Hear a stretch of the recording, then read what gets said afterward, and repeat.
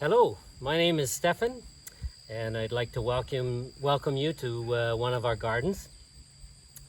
Today I'd like to talk about harvesting cabbage. So here we have a really beautiful red Cabbages cabbage that is ready for harvest. And what I like to do when I harvest my cabbage is I like to see if I can get the cabbage to continue growing after I've harvested it, so that I can harvest seeds eventually. I'd like it to bolt into flower and produce some seeds. Also, by having it continue to live after harvest, it might also produce a couple more miniature cabbages. But even if it doesn't, what I really want is for it to flower and provide me a few seeds. When I do start to see it flowering, however, what I'm going to have to do is look around sort of in the whole area, because as you can see here beside the cabbage, there's some kale right here, and some curly kale, and then over there's some kohlrabi, and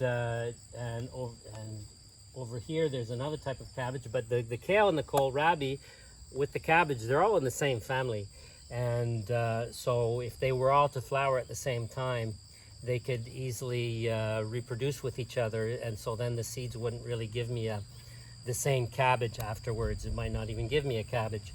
And so when it does flower, I'm going to have to check for other flowers around and maybe see if I have to remove them in order to just have the cabbage flower.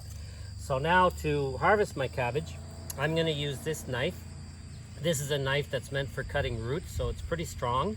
It'll help me cut through the base of the cabbage, the base of the head, give it a clean cut, so that with a clean cut it will be able to continue to live, and maybe bugs won't get in there and make it sick.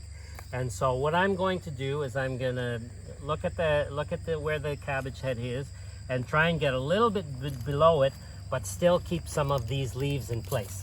And so what I'm going to do is I'm going to cut above this leaf.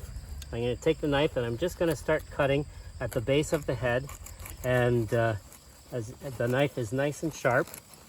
And so there, I hear now, I don't know if you heard that crack, but when you hear that crack, it means you should be able to just pull the cabbage right off and cleanly. There we go.